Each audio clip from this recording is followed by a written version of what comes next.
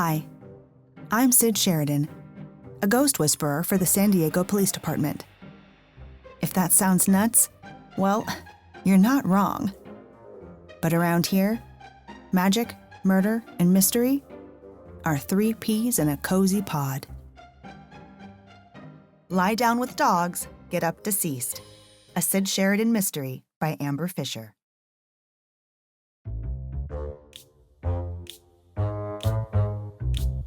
It was a rainy afternoon when Detective Hidalgo sauntered into my office, kicked his feet up on my desk, and said, "Feel like catching a killer?" I sighed, putting away the romance novel I'd been reading.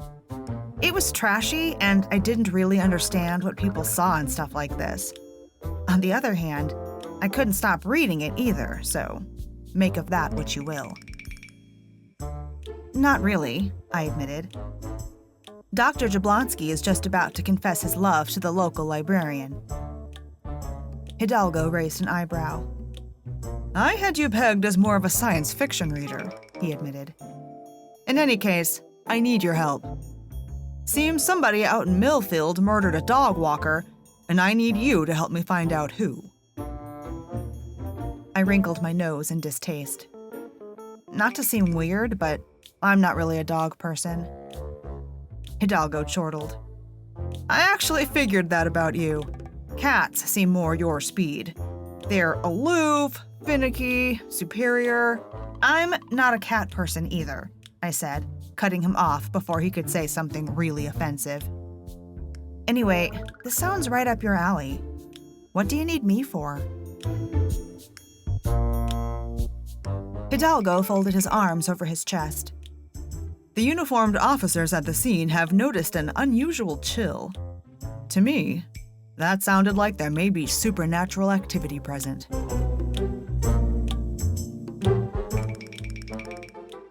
"Ghosts," I said.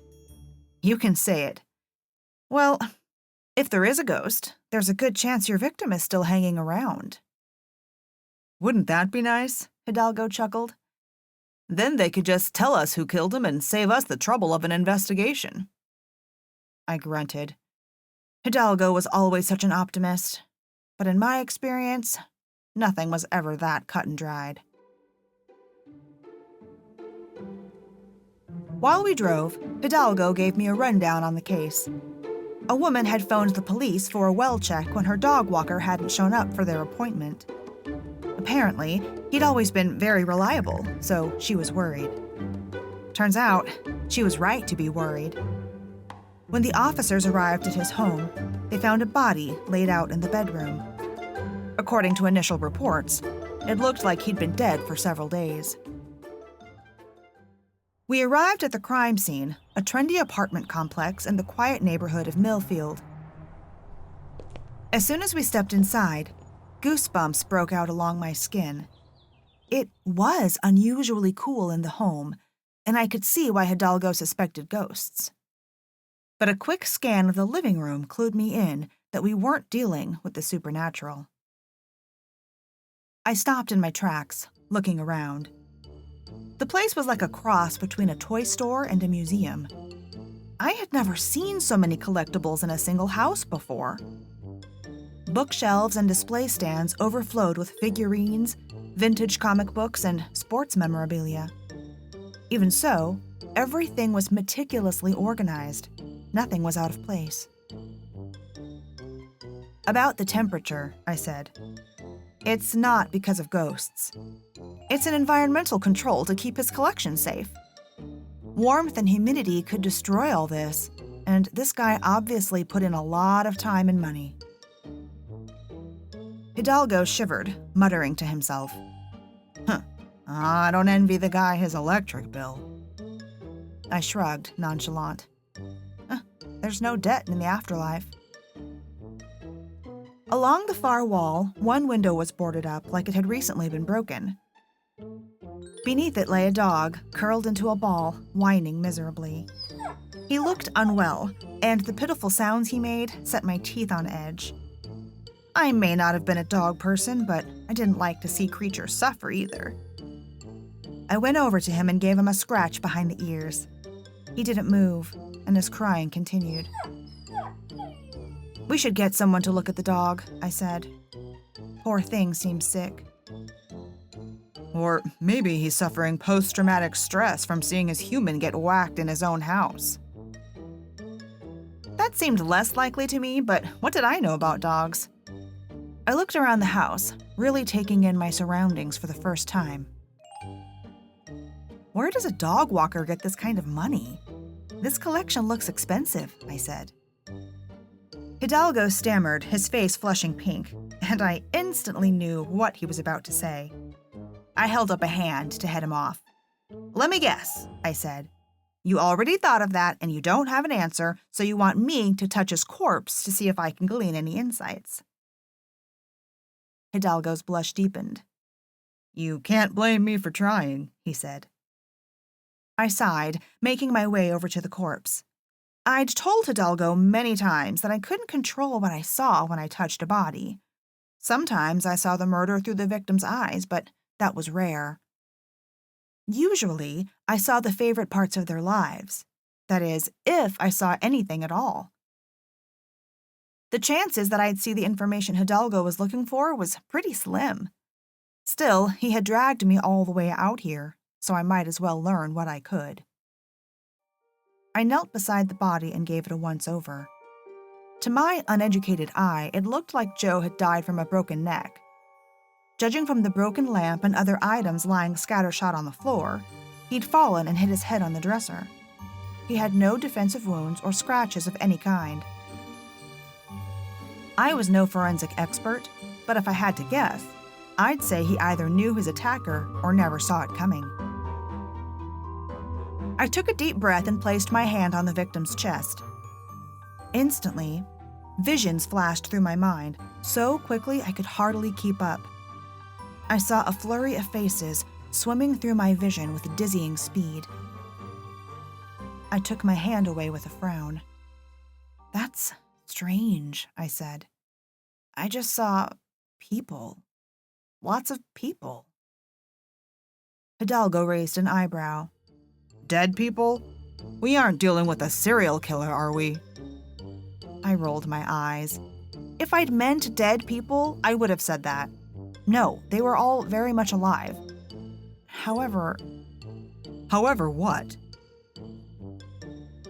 I shook my head, unsure. The people I saw, they didn't seem significant to him. I didn't sense love or warmth there. It was almost like all these people were data points. It's just a weird thing to see from a dead body is all. "Seeing anything from a dead body is weird," Hidalgo said. He folded his arms over his chest. "All right, so what do you think it means?" "I'm not sure," I admitted. "But it definitely doesn't explain how he got the money to acquire all this stuff. What's this guy's name, anyway?" "Joe Maloney," Hidalgo said. I tilted my head to the side and narrowed my eyes as I thought. Why does that name sound familiar? "He filed a report a few weeks ago saying somebody had broken into his house and stolen a valuable comic book. Something called Toad Boy. Everybody at the station was snickering about it." I grunted. I wasn't usually interested in police gossip, but if there'd been a burglary, that explained the window. I continued my investigation, keeping an eye out for anything unusual. The first thing I uncovered was Joe's cell phone. On the lock screen were 2 messages. The first was from someone named Devo. It read, "Come see me. I think I got something looks right up your street." The second one looked more promising. It was from someone named Peaches Malloy. It read, "Don't contact me again or I will go to the cops. I don't care anymore." I handed the phone to Hidalgo. "See if we can get digital forensics to get into that phone," I said. "Maybe we can find out who this lady Peaches Malloy is and why she's threatening to go to the police." Hidalgo slipped the phone into an evidence bag, looking arch and somewhat annoyed. "You don't have to tell me how to do my job, you know. This isn't my first rodeo." I dismissed that. I knew it was a thing people said when they didn't want you to think they were ignorant, but I was never sure what rodeos had to do with anything. And more than that, were you supposed to know everything by your second rodeo? But as I was processing a comeback, a uniformed officer overheard our exchange and ambled over. "Did you say Peaches Malloy?" I squinted. "Yeah, and?" The officer folded his arms across his chest.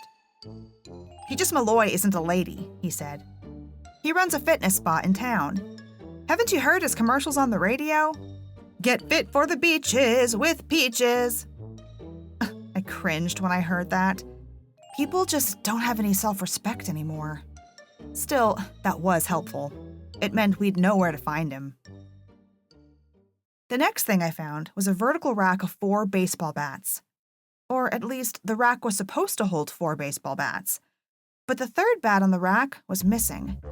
Upon closer inspection, I saw all the bats were signed. I didn't recognize any of the signatures, though. I'd never been much on sports. I pointed to the rack.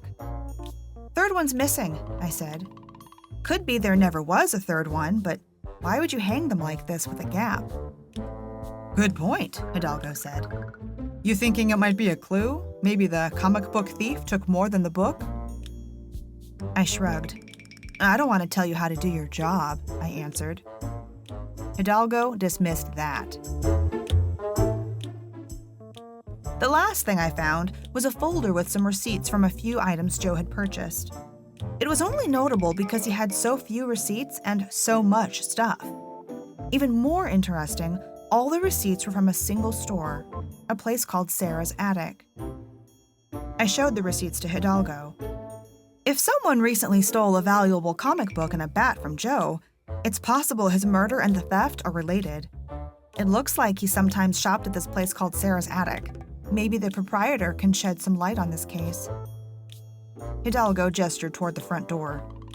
"It's the first real lead we've got," he said. "Let's go check it out."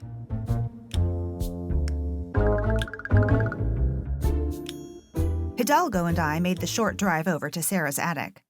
It was a cute little boutique not far from where Joe lived. Much like Joe's house, Sarah's attic was filled with everything from baseball cards to vintage Barbie dolls to old comic books.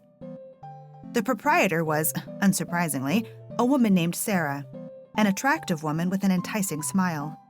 She greeted us eagerly as we came in. "Welcome to Sarah's Attic," she said cheerfully. "What can I do for you?" Hidalgo stepped forward and pulled out his badge. "I'm Detective Hidalgo with the San Diego PD. I need to ask you some questions about Joe Maloney." Hidalgo showed her a photo. "Do you know him?" Sarah's face tightened as she nodded. "Yes, I know Joe," she said. "He's a local collector. The collectibles community here in Milford is a tight-knit group. We all know each other. He's sort of a loner, I guess you'd say. Not many friends. I don't know him well, but I do favors for him every now and then. Take care of his dog when he goes out of town, make sure the temperature at his place doesn't get too hot, stuff like that. He's got a pretty enviable collection." "Not so enviable anymore," I said offhandedly. "Well, the collection maybe, but not him. He's dead." Sarah gasped, her hand pressed to her chest. "When? How?" I ignored her questions. "Did you do a lot of business with Joe?" Sarah dithered, bobbing her head from side to side. "Some. I'm the only collectibles dealer in town, aside from the pawn shops, but those hardly count. But to be honest, he rarely bought anything from me. He mostly came by to chat. Like I said, lonely. Anyway, he seemed to get most of his collection by other means." Hidalgo raised an eyebrow. "What other means?" Sarah paused. "I'm sure I wouldn't know." I peered at her, curious. I often had a hard time reading people, but Sarah was an open book. She was obviously hiding something about Joe. But I also got the feeling that asking her more about it would only cause her to clam up more. I decided to change tactics. Did Joe have any enemies you know of? Maybe a fellow collector who wanted what Joe had? She opened her mouth to answer when her cell phone rang. Glancing down, she made a frustrated sound and held up a finger. "I'm sorry, it's my grandfather. I need to take this. I should only be a moment." As she turned her back, she said, "Papa Felix? Is everything okay?" While Sarah talked to her grandfather, I perused the store. I wasn't much of a collector, but even I could tell she had some great stuff, and not just because she had a number of security cameras sprinkled throughout the shop. Her sports memorabilia was just as impressive as her antique jewelry. It made me wonder how a person got into this hobby. Finally, Sarah cleared her throat across the store. "Sorry about that," she said. "I take care of my grandfather, Felix. He's been sick for a while. I don't know how much time he has left. Anyway, you wanted to know if Joe had enemies." She paused for a moment before continuing, her voice tinged with annoyance. "Lots of people wanted what Joe had," she said. "For a small-town nobody, he had some really good stuff. First edition comics, rare Pez dispensers." Her voice trailed off and her head listed to one side. "But I don't know of anyone in particular who had it in for Joe. I'm sorry." We thanked Sarah, both trying not to admit that this had been a huge waste of time. Mentally, I ticked her name off our to-do list, and then we drove over to speak to Peaches Malloy. We arrived at Juicy Peach Fitness a little while later, and the owner, Peaches Malloy, greeted us personally. He was tall and broad, with an open, friendly face and a disarming smile. I liked him immediately. "What can I do for you?" he asked. Hidalgo explained our connection to Joe Maloney and showed him the photograph of the deceased man. Peaches' expression shifted from friendly to somber. "I'm so sorry," he said softly before looking away as if in thought. "Do you have any idea who might have wanted Joe dead?" Hidalgo asked after a long pause. Peaches shook his head slowly before replying, his voice low and measured. "No, I don't. But I didn't really know Joe that well." Hidalgo raised an eyebrow. "You sent him a text message the night he was killed. Your text told him to keep away or you'd go to the cops. Sounds to me like you knew him pretty well." Peaches paused, his lips pressing into a thin line.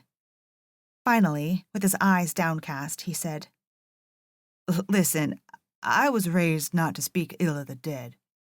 But Joe was kind of a con artist. Or maybe a sociopath.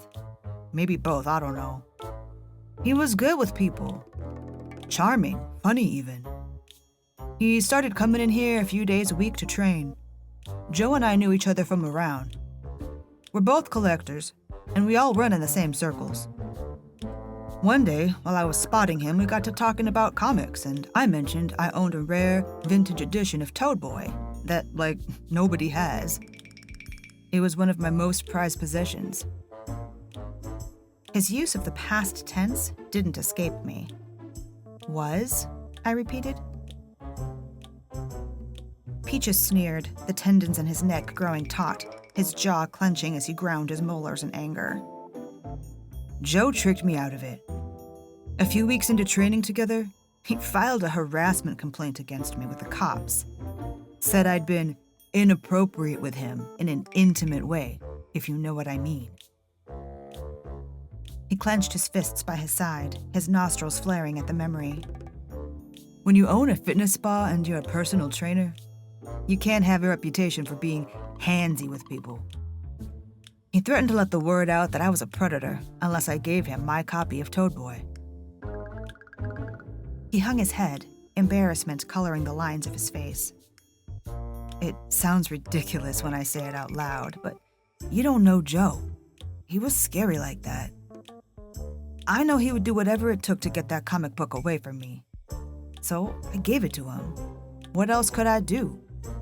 I have a reputation to protect. I glanced at Hidalgo, and I could tell from the look on his face, he was thinking what I was thinking.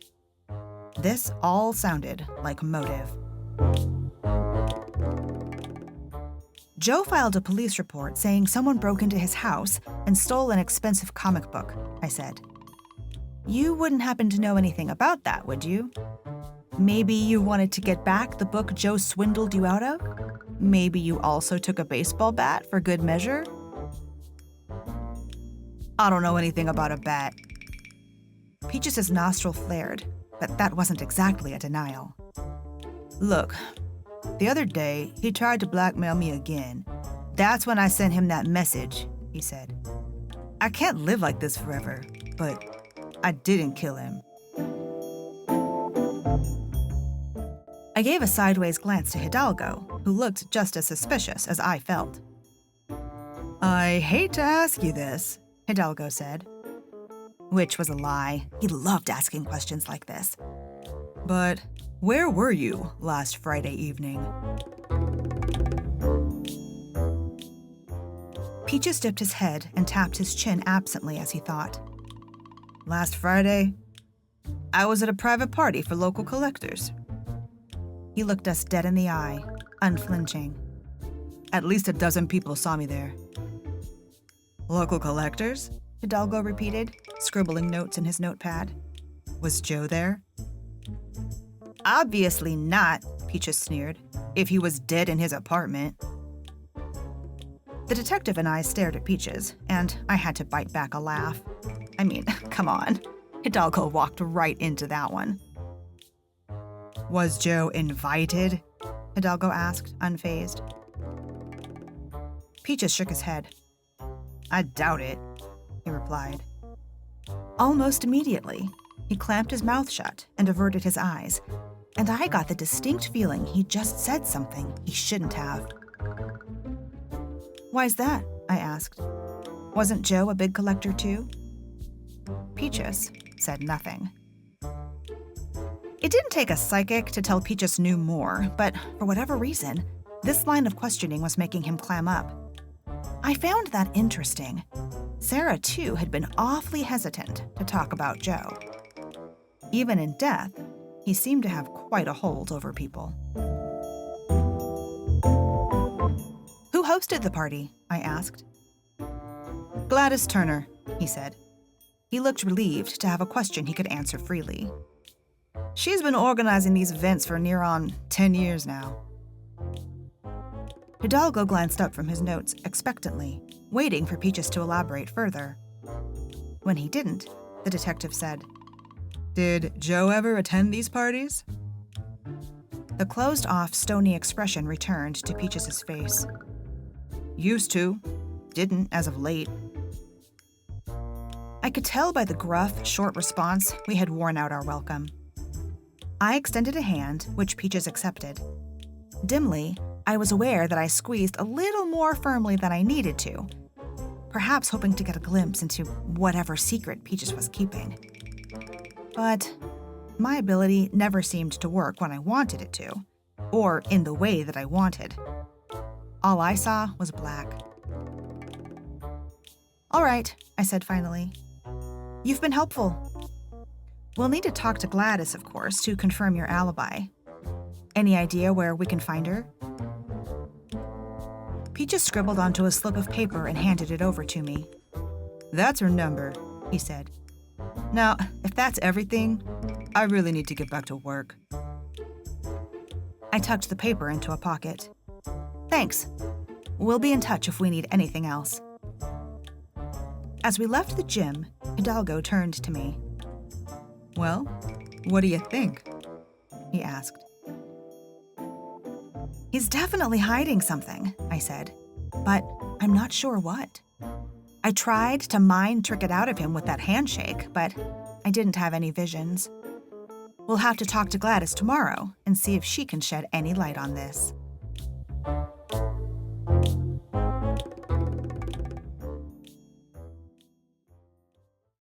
The next day, I called Gladys Turner. She agreed to meet me in the evening, which meant I had the whole day to pursue other avenues. We were surprisingly low on leads, and I couldn't stop thinking about how loath Peaches and Sarah were to talk about Joe. He was obviously not considered a peach in the community, no pun intended, and in my experience, there was usually a good reason for that. Well, if Peaches and Sarah wouldn't talk, I'd just have to learn more about Joe the old-fashioned way, by rifling through his stuff. I went back to his apartment and stopped by the business management office for the key. The superintendent, a tall, heavy-set guy I wouldn't want to run into in an alley, walked me to Joe's apartment. We passed a pool with a sign on the gate that read, "Pool closed until further notice." A maintenance man was kneeling at the gate, changing the lock. I jammed my thumb over my shoulder toward the pool. "What's that about? The pool looks okay to me." The super scowled as he wiggled the key in Joe's lock. "Jerks around here think it's funny to throw trash in the pool. But who's got to fish it out? Me, that's who. The gate's supposed to be locked, but it never is. This morning, somebody threw a microwave in there. So, until these idiots learn how to be civilized, pool's off limits. I'm the only one with a key now." He chuckled maniacally as he waggled his eyebrows at me. He pushed open the door to the apartment. "Let me know when you leave so I can lock up," he said. With that, he turned and left. I entered the apartment, keeping my eyes peeled for, well, I wasn't sure. Something. I ignored his collectibles and searched for personal belongings that might give me a glimpse into his life. Joe's apartment had no photographs or books. I found no personal computers or game systems. While his living room was full of collectibles, his bedroom was spare. His closet mostly consisted of cheap t-shirts and jeans and old sneakers. No art adorned the walls. Joe's ghost might not have been haunting the place, but as far as I could tell, he was still a phantom.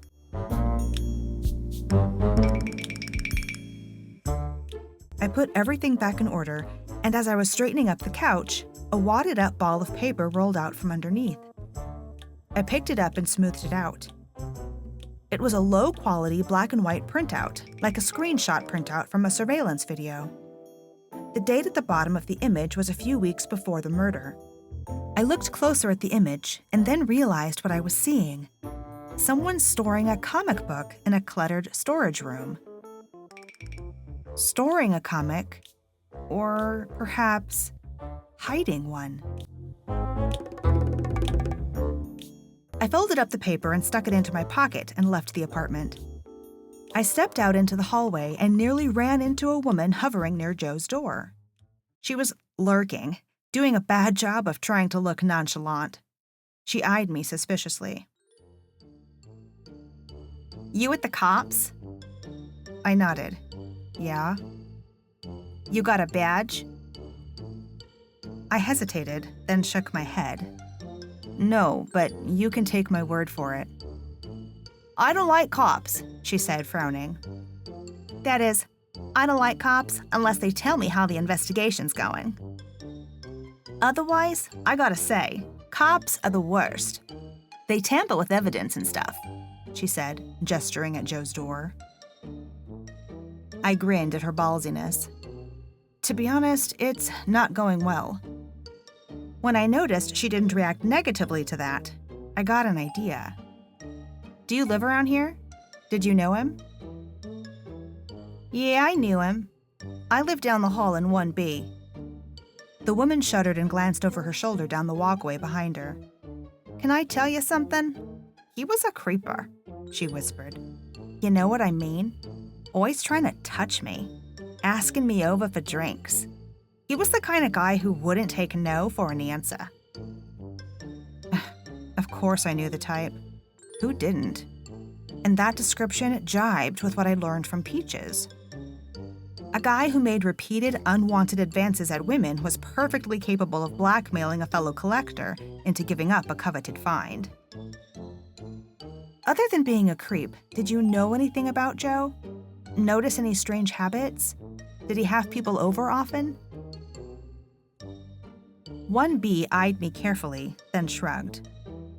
There were always people coming and going, but he was a dog walker, so that wasn't unusual. Sometimes he picked up the dog, sometimes people dropped him off. Do you know if he had another job? Another stream of income? 1B gave me a doleful look. I want to help you, I really do, but I didn't know him well. If it helps, I think he traveled a lot because he'd often ask me to house sit for him. I mean, who does that? Who asks a stranger to house sit? Creepers, that's who. She shuddered again. Of course, I never did that. You couldn't pay me to go into that guy's apartment alone. I gave a dark chuckle. Sounds like you definitely won't miss him. The only thing I'll miss, she said, is that cute friend of his that came by every now and then. Bevo, I think his name was. My heart skipped a beat. The name was familiar.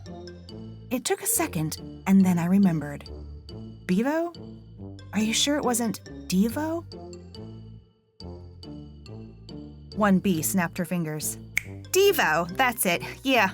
Handsome guy in a bad boy kind of way. I think he owns a pawn shop or something. Between you and me, I'm not sure he was entirely on the up and up, but hey, who am I to judge? Everybody's got to make a living, am I right? Everybody's got to eat, I agreed. He liked to joke that I should bring in my wedding ring when I was done with it. Said I could trade in the ring for cash and the guy for a date. Of course, I'm not married. She giggled like a schoolgirl. I think he was just flirting with me. If that was flirting, I was glad I had skipped out on the dating scene long ago. I just didn't understand other humans. Pawn shop, huh? That's actually a big help. Thanks, 1B. Be seeing ya. 20 minutes later, I walked into the pawn shop. Opening the door, I was hit with a wave of stale air. The carpets were moldy, and the air smelled like old socks and hairspray. As my lungs adjusted to the near-noxious fumes, I saw a man hunched over a video poker machine in the corner of the room. His back was to me, but the place was otherwise empty, so I assumed he must be Devo. I walked up to him and cleared my throat to get his attention. Devo? The guy turned around to face me, scowling. Yeah? He said gruffly. Who's asking? My name is Sid Sheridan. I'm looking into the murder of your friend, Joe Maloney. Devo's face blanched, and he swallowed several times. Joe's dead? He was murdered? I nodded. I found his phone at the crime scene. He had a text message from you. Ring a bell? You said you had something Joe might be interested in.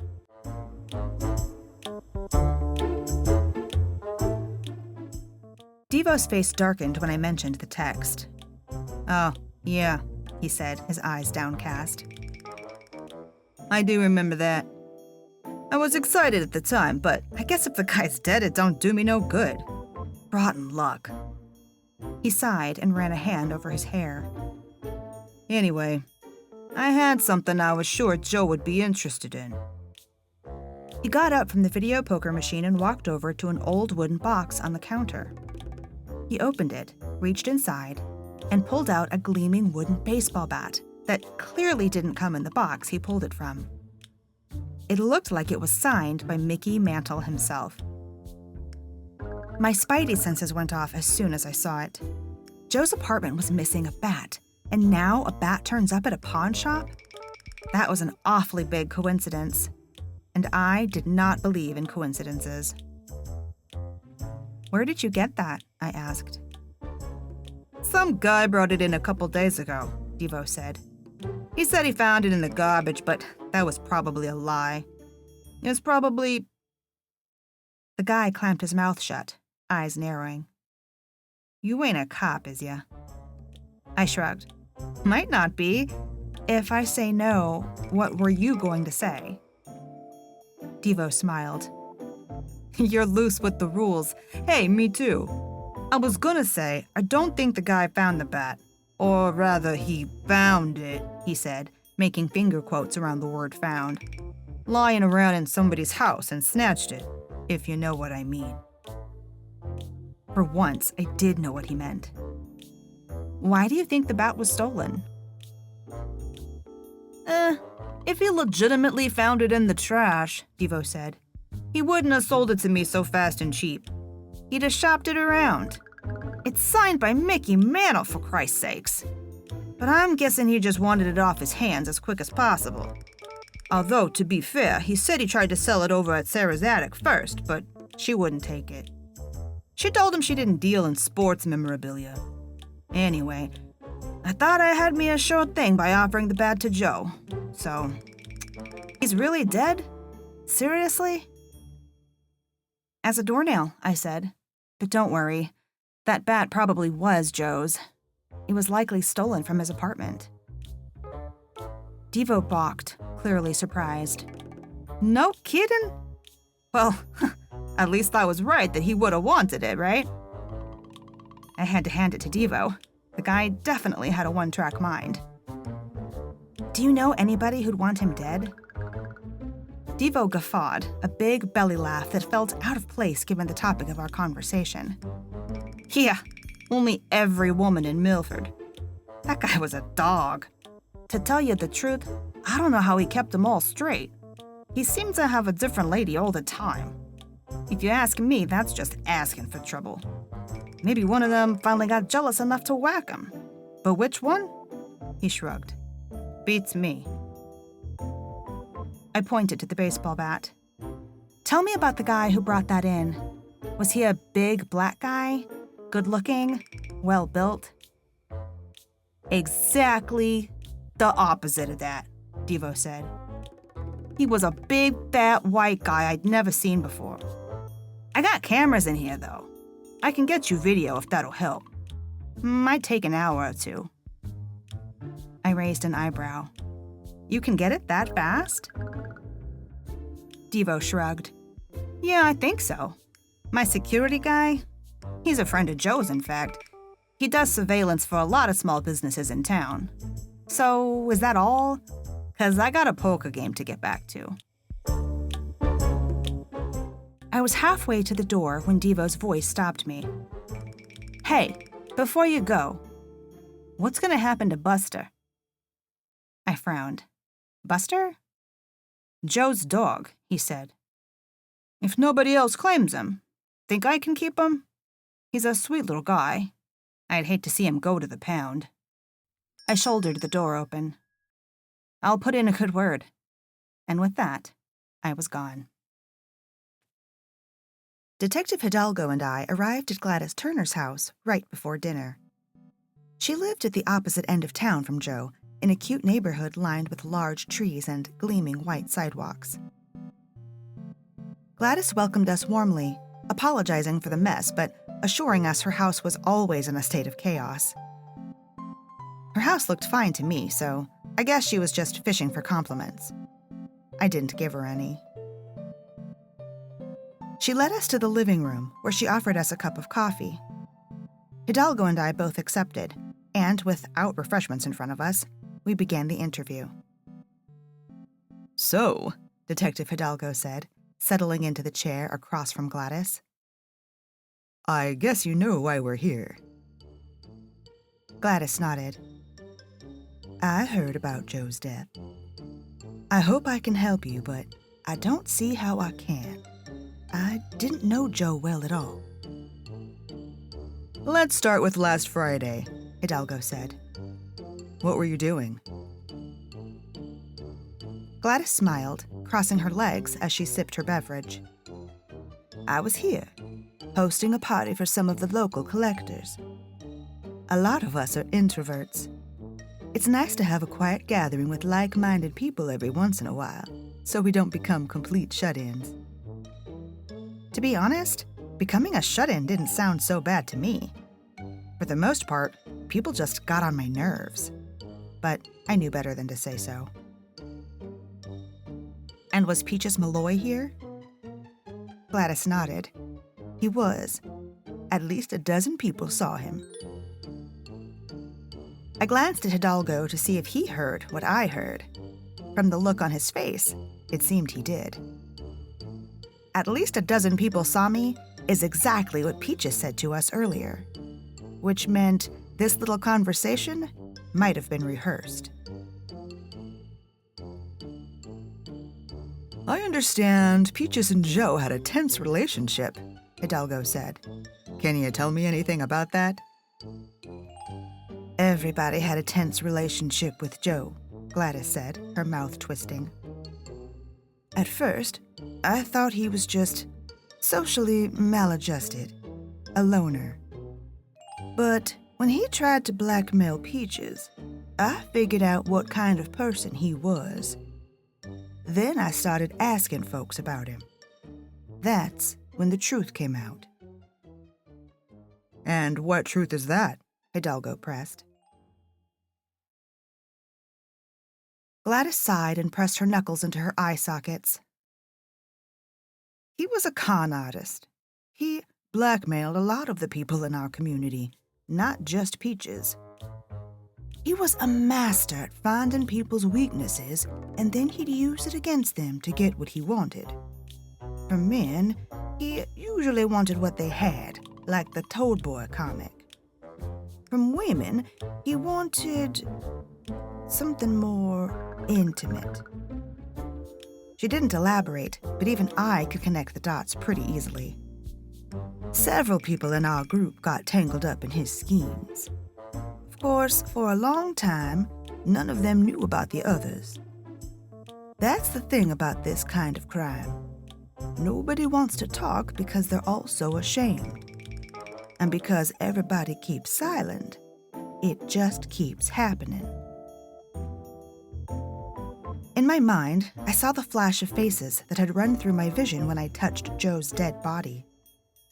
I had a sick feeling those were the faces of people he'd conned or blackmailed throughout the years. There'd been so many. Gladys, I said, was Peaches here the whole night? He didn't leave early or anything? Gladys gave an adamant shake of her head. Not only did he not leave early, he stayed later than most everyone else. He'd been waiting for a friend of ours to show up, this woman Sarah who owns a collectibles shop. I quirked an eyebrow. Sarah? From Sarah's Attic? Our hostess nodded. Yes. Peaches had given her a rare comic to hold on to. She was keeping it at her store, since that's the safest place she has access to, I guess. Hidalgo said, Why did he need Sarah to hold on to a comic for him? Gladys pinched her lips, dithering. Finally, she said, I'm not completely sure, but I think he was worried about the cops finding it at his place. At the same time, Hidalgo and I said, Cops? Gladys sighed, looking weary and annoyed. Joe originally blackmailed Peaches into giving him the book. Eventually, Peaches got the book back in a less than legal manner, and he knew Joe would report it. So, Peaches gave the book to Sarah for safekeeping in case his home was searched, which it never was. Of course, Sarah didn't know any of this. She wouldn't have done it if she'd known. The whole breaking and entering thing seems like a pretty important detail to keep from someone you called a friend, which I guess is why I don't have many friends. Across the board, people are just kind of crummy and untrustworthy. So Peaches was waiting here for Sarah to show up with the comic, I said. That's right, Gladys agreed. She texted us to say she would be late because she needed to check in on someone who was sick. So Peaches was waiting for her. I said, remembering our conversation at her shop. Right. Her Papa Felix. Gladys wrinkled her brow, head tilting to the side. Felix? No, that's not right. She had to take care of someone called Buster. I guess he must have been really sick, because she never did show up to the party. I froze, my heart plummeting into the floor. I turned to Hidalgo, really not wanting to say what I had to say. "That's too bad," I said. "I really wish it had been Felix, because now I guess we have to go arrest Sarah for Joe's murder."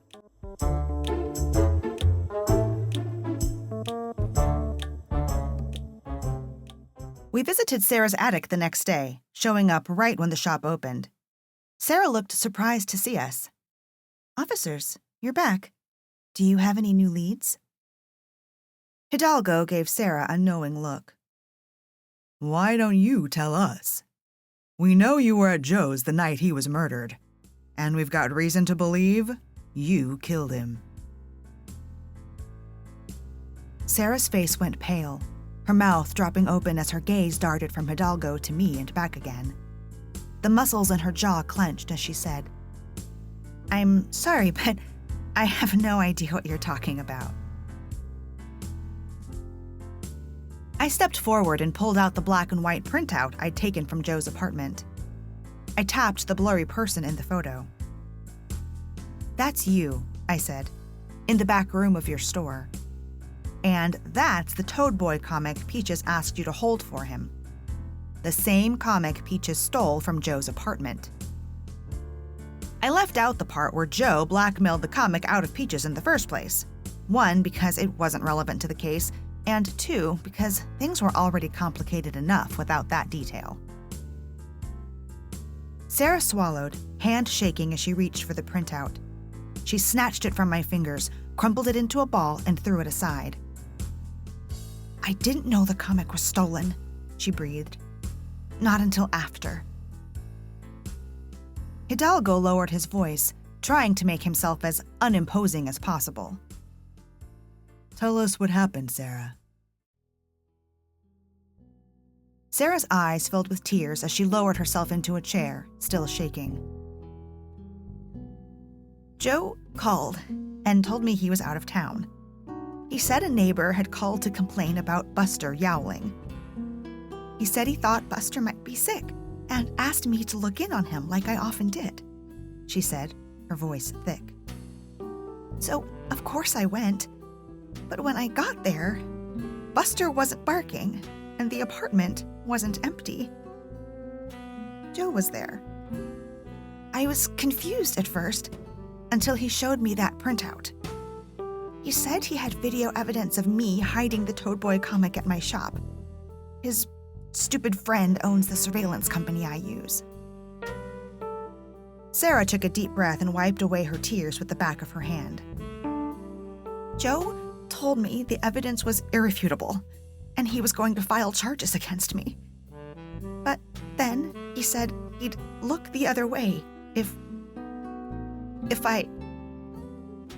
I spent the night with him."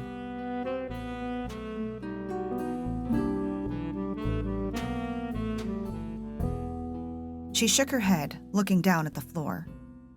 "I couldn't afford to lose my shop, not with my grandfather being so ill. So I was going to do it. I was following him into his bedroom, and I saw him smirking, like he knew the power he had over me. And I just snapped.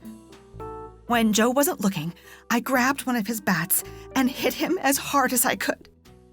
He fell over and hit his head on the dresser, and I guess he broke his neck or something because he didn't move. I panicked and I ran out of the apartment."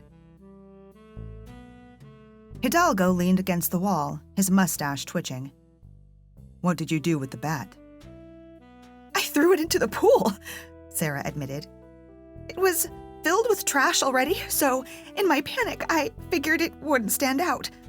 But then, later, some guy brought the bat in here, of all places. He wanted to sell it to me. But, of course, I didn't want that thing anywhere near my shop. So I told him I didn't deal in sports stuff. Which is obviously a lie, but he didn't press the matter. He left, and I thought that was the end of it." I remembered the pool at the apartment and how it had been filled with trash. The superintendent had said he was the one who had to fish the garbage out. He must have been the one who found the bat and eventually took it to the pawn shop. Devo had described the seller as a fat white guy. Joe's superintendent fit the bill. I guess he really did find the bat in the trash after all. I looked at Hidalgo and saw that he was feeling the same mix of pity and sadness that I was for Sarah's plight. I cleared my throat and tilted my head toward the front door. Hidalgo, think we can talk outside? Privately? I pulled my partner out onto the street and heaved a sigh, running my hands through my hair. Listen, we're not really going to arrest her, are we? Hidalgo narrowed his eyes, arms folded over his barrel chest.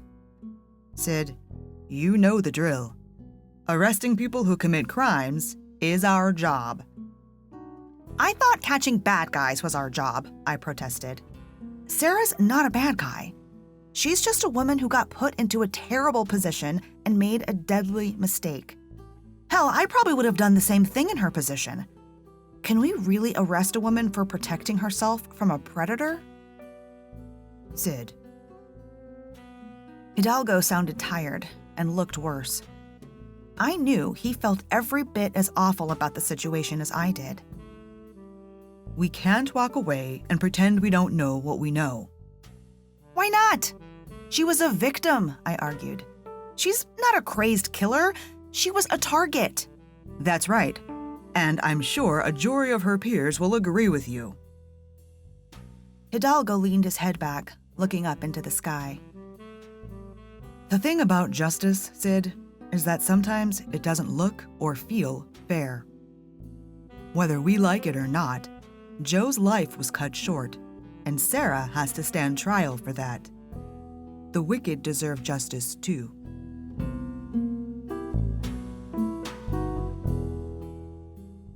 I stayed on the street while Hidalgo went back inside to arrest Sarah. I was angry, and I didn't want to be there to hear the click of the handcuffs when Hidalgo read her Miranda rights. The whole thing felt awful. From Joe preying on the kindness of his peers, to Peaches getting his friend involved in a crime she didn't even know about, to Sarah swinging a bat to save herself. I hated everything about this case, and I was disgusted at myself for getting involved in the first place.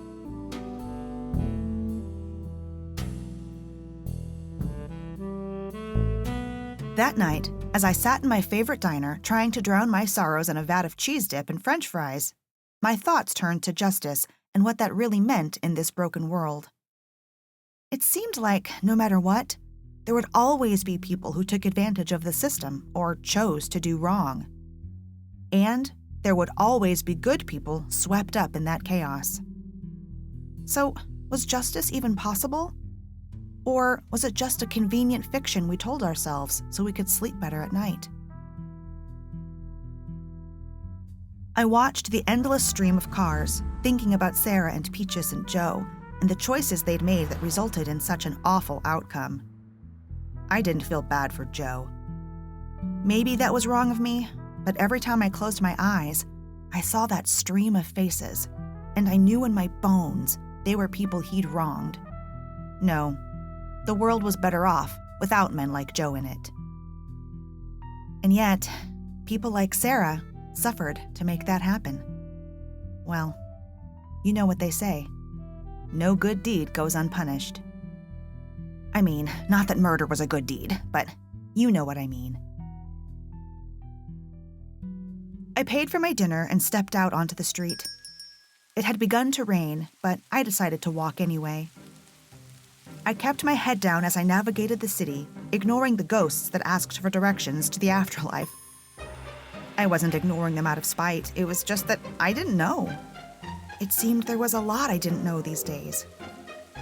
But I guess that was the point of living, to seek out knowledge and truth.